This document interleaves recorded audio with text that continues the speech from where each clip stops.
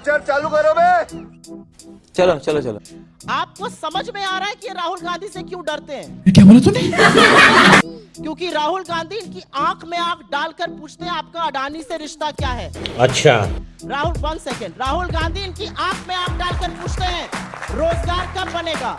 राहुल गांधी इनकी आंख में आंख डालकर पूछते हैं महंगाई कब कम होगी, आर्थिक असमानता कम होगी। राहुल गांधी इनकी आंख में आंख डाल के पूछते हैं प्रधानमंत्री जी चीन का नाम क्यों नहीं लेते आप। और अभी तो रुको, क्लाइमैक्स अभी बाकी है। आप कह रहे हैं कि बीजेपी राहुल गांधी से डर रही है, आपको क्या लगता है? आप ये कह रही है ना, मैं सवाल डंके की चोट पर ये कह रहे सुधांशु जी हैं। तो क्या नाचो मैं? कांग्रेस को लगता है कि बीजेपी राहुल गांधी से डर रही है। आम आदमी पार्टी कह रही है कि कांग्रेस अब इस देश की काबिल ही नहीं बची है, तो इसकी अब बात क्यों करें।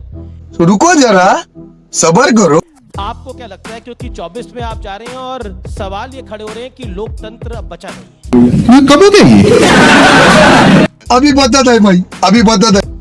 देखिए, आज मजे की बात यह है कि पैनल बड़ा बढ़िया है।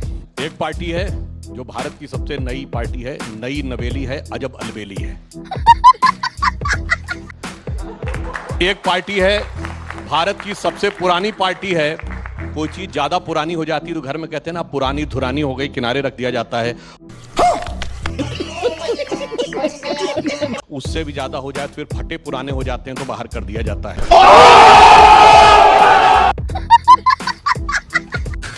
तू समझा? हाँ।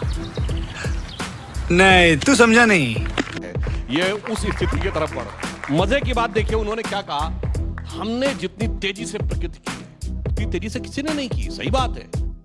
यही नहीं, अभी और सुनिए। अरे 10 साल में क्या, हमें 72 साल हो गए, कभी कांग्रेस से समझौता नहीं किया। 72 दिन में कांग्रेस से समझौता किया, इसलिए सत्ता। ये बड़ी अच्छी बात कही आप।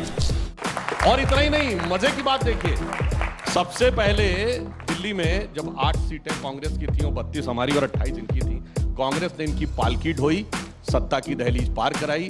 अब फिर भैया उन्होंने दिल्ली तो छोड़ो पंजाब भी निपटा दिया। गजब बेइज्जती है। तो इसलिए इन दोनों के बीच का जो आपस का दर्द है, इन्होंने कहा ऐसा एक ऑल्टरनेटिव मॉडल दिया है केजरीवाल जी ने। मुझे तो समझ में नहीं आता, वो ऐसा मॉडल है जो हर साल अल्टरनेट होता रहता है। आज तक एक भी मुद्दा आप नहीं बता पाएंगे जिसके ऊपर उन्होंने कभी यू टर्न न लिया हो। मतलब एक स्टैंड, उदाहरण के लिए किसान बिल सबसे पहले पास करने वाली विधानसभा दिल्ली की थी, वापस ले लिया। शराब की पॉलिसी स्टैंड लिया, वापस ले लिया। खैर वो लोकपाल वगैरह टोपी ओपी तो नहीं है, वो तो अलग बात है। इनके साथ क्या है, इनकी दूसरी प्रॉब्लम है। मगर क्यों? इनके साथ तो वो स्थिति, इनके मॉडल के लिए क्या कहें। वो मुझे 80 के दशक का, 90 के दशक का अपना बचपन का गाना याद आता है, मुझे तो ये लड़का दीवाना लगता है, गाड़ी का कोई मॉडल पुराना लगता है।